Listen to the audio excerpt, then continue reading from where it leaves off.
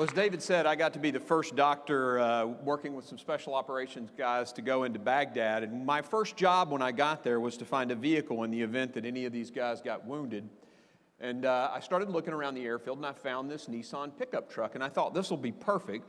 So I began to hotwire the truck. Now, I'm not some criminal, okay? They teach you how to do this in special operations. But as I'm hotwiring the truck, this guy with a huge beard comes up. He grabs me and spins me around.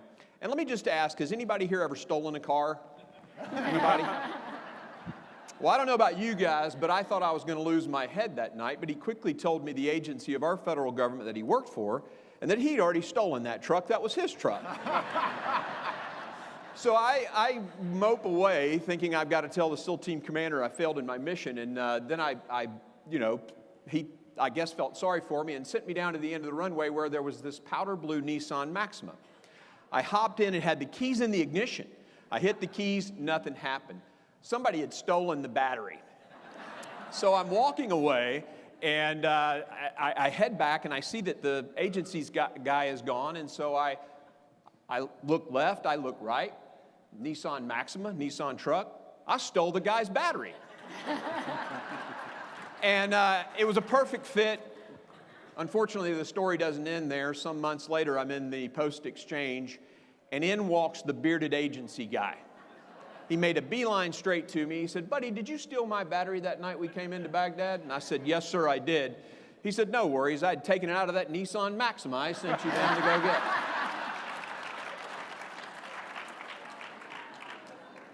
Thanks for having me here. It's great to see you, Oklahoma, and all the others from all across the southern U.S. We love you, and thanks for being here. Thanks for fighting for conservative values. You know, our healthcare system, I'm here to present an idea on healthcare. We're kind of in trouble.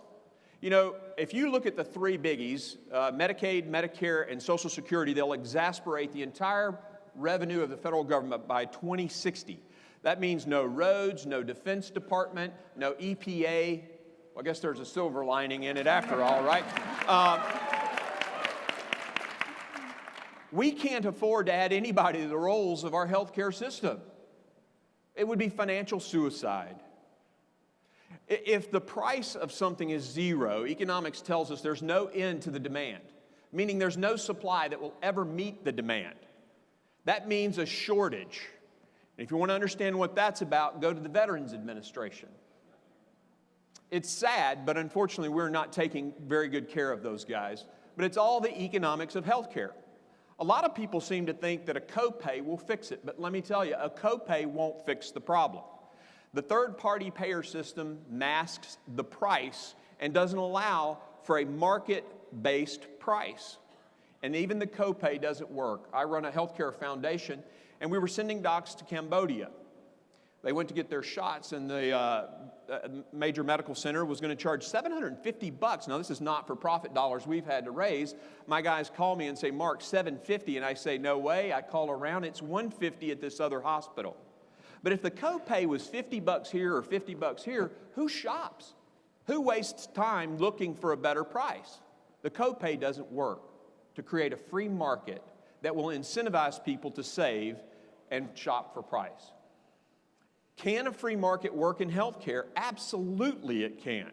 Look at LASIK eye surgery.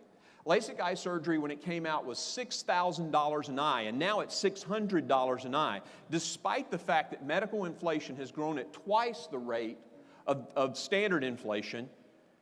A laser that shaves microns off your cornea goes from $6,000 to $600. And at that market price, guess what? The ophthalmologists, they're doing just fine.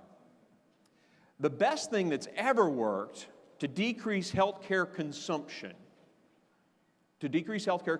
is health savings accounts. In 2011, they did a study on HSAs, and an 11 to 12% decrease in consumption of healthcare happened for people in HSAs. So the question becomes, how do we save money in healthcare, create a market force that actually drives price and helps those people that we're trying to help, incentivizes those people we're trying to help on Medicaid, save money, shop for price? Well, I think there's a way to do it. And I've proposed Senate Joint Resolution 88 in the Tennessee Senate. Imagine this, a health care plan catastrophic health care plan where the Medicaid patient is given a swipe card with 1/3 the dollars we'd normally spend, about $1,200. We hand them the card, and then we say, you can use this at the doctor's office that's credentialed with Medicaid. You can use it at the pharmacy. But whatever money you haven't spent, at the end of the year, you get back as an earned income credit. These patients don't understand a health savings account, but they get an earned income credit.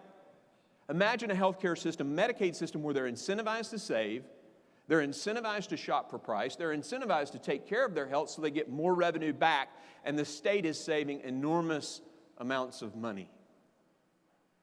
Imagine a physician who gets paid immediately when the card is swiped. He doesn't have to file claims. He's incentivized to take more Medicaid patients. We've got to do something, because in this nation, we can't borrow money to pay our tithe. And that's what we're trying to do.